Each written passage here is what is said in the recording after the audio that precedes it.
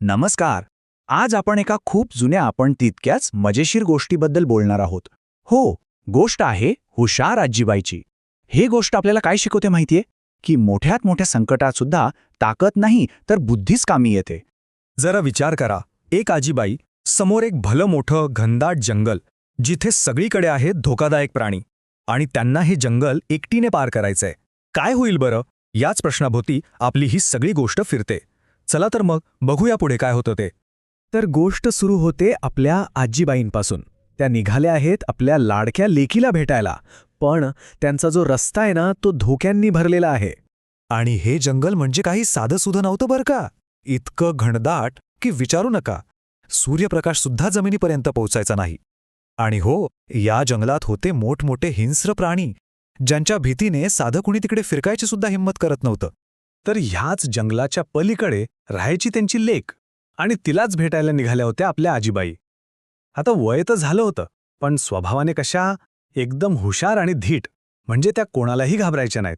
आणि लेकीची इतकी ओढ लागली होती की त्या एकट्याच त्या जंगलाच्या रस्त्याने निघाल्या. आजीबाई आपली काठी टेकत टेकत पुढे चालल्या होत्या, पण त्यांना काय माहीत की पुढे त्यांची वाट दोन मोठी संकटं पाहत होती. आणि झालंही तसंच.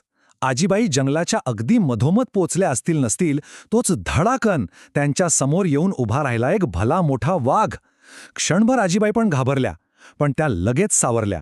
तो वाघोबा गुरगुरतच म्हणाला, म्हातारे, बरं झालं सापडलीस. मला तर खूप भूक लागलीये, आता मी तुला खाणार. आता बघा, आजीबाईंच्या जीवाला मोठा धोका होता, पण इथेच तर त्यांची हुशारी कामी येणार होती. आजीबाईंनी एकदम शांतपणे विचार केला. त्या अजिबात घाबरल्या नाहीत आणि वाघोबाला म्हणाल्या, अरे वाघोबा, थांब, मला खाऊन तुझं पोट कुठे भरणार आहे?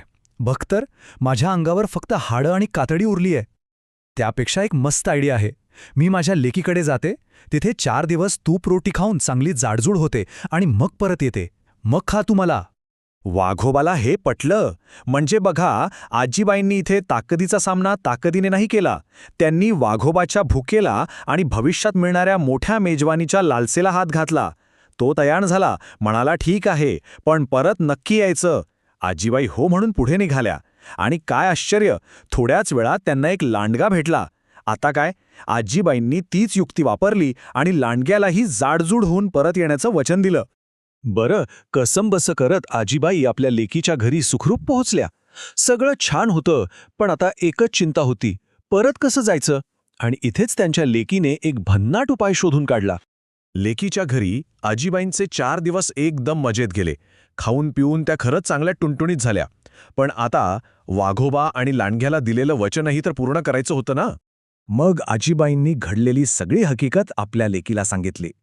लेक पण आईसारखीच हुशार होती. तिने थोडा विचार केला आणि थेट बाजारातून एक भला मोठा भोपळा आणला. आतला सगळा गर काढून टाकला आणि आजीबाईंना आत बसायला मस्तपैकी एक सुरक्षित जागा तयार केली. आणि मग काय, सुरू झाला आजीबाईंचा परतीचा अनोखा प्रवास, तोही एका भोपळ्यात बसून. लेकीने आजीबाईंना भोपळ्यात बसवलं आणि भोपळ्याला रस्त्यावर जोरात ढकलून दिलं. आजीबाई आतून गाणं म्हणू लागल्या, चल रे भोपळ्या, टणक टणक. आणि गंमत बघा, तो भोपळा घरंगळत घरंगळत थेट जंगलाच्या दिशेने जाऊ लागला. जंगलात तो लांडगा वाट बघत उभा होताच. त्याने त्या घरंगळत येणाऱ्या भोपळ्याला थांबवलं आणि विचारलं, ए भोपळ्या, इकडून एक म्हातारी जाताना बघितलीस का रे? आजीबाईंनी आतूनच आवाज बदलला आणि उत्तर दिलं, म्हातारी भितारी, मला नाही कोणी ठाऊक. आणि लगेच आपलं गाणं सुरू केलं, चल रे भोपळ्या, टणक टणक. आता लांडगा पार गोंधळून गेला. अरे, दिसतोय भोपळा, पण आवाज तर ओळखीचा वाटतोय. त्याला वाटलं काहीतरी गडबड आहे. तो भोपळ्याच्या मागे धावू लागला. थोड्याच वेळात वाघोबानंही भोपळ्याला अडवलं, पण त्यालाही तेच उत्तर मिळालं.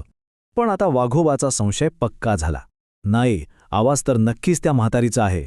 त्याने एक मोठी झेप घेतली आणि धडाक्कन पंजा मारून तो भोपळा फोडलाच. आता काय, आजीबाईंना बाहेर येण्याशिवाय दुसरा मार्गच नव्हता.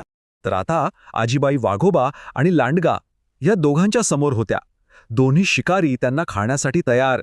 पण आपल्या आजीबाईंनी शेवटच्या क्षणी आपली सगळ्यात मोठी युक्ती वापरली. आजीबाई अजिबात घाबरल्या नाहीत. उलट म्हणाल्या, अरे, मी तुम्हाला कुठे फसवणार होते?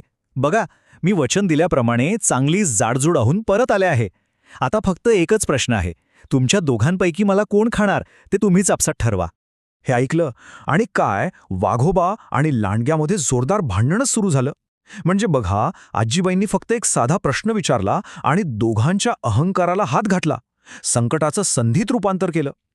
वाघ म्हणू लागला, म्हातारीला मी खाणार, तर लांडगा ओरडला, नाही मीच खाणार. दोघांमध्ये इतकी मारामारी सुरू झाली की त्यांचं आजीबाईंकडे लक्षच राहिलं नाही. आणि हीच तर संधी होती. आजीबाईंनी ती संधी साधली. त्या पटकन परत त्या तुटक्या भोपळ्यात बसल्या आणि मोठ्याने ओरडल्या, चल रे भोपळ्या, टणक टणक. आणि तो भोपळा घरंगळत तिथून पसार झाला. इकडे वाघ आणि लांडगा भांडतच राहिले आणि तिकडे आपल्या आजीबाई सुखरूप घरी पोचल्या.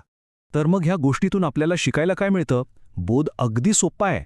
आपल्या आयुष्यात संकट तर येणारच, पण त्याला घाबरून जायचं नाही. शांत डोक्याने विचार केला, बुद्धीचा वापर केला, तर मोठ्यात मोठ्या संकटावर सुद्धा मात करता येते, अगदी आपल्या या हुशार आजीबाईंसारखं. आणि शेवटी एक विचार करण्यासारखा प्रश्न, आपल्या सगळ्यांच्या आयुष्यात अडचणींचं जंगल आणि समस्यांचे वाघ कधी ना कधी येतातच. अशावेळी आपला बचाव करणारा, आपल्याला वाचवणारा भोपळा कोणता असू शकतो याचा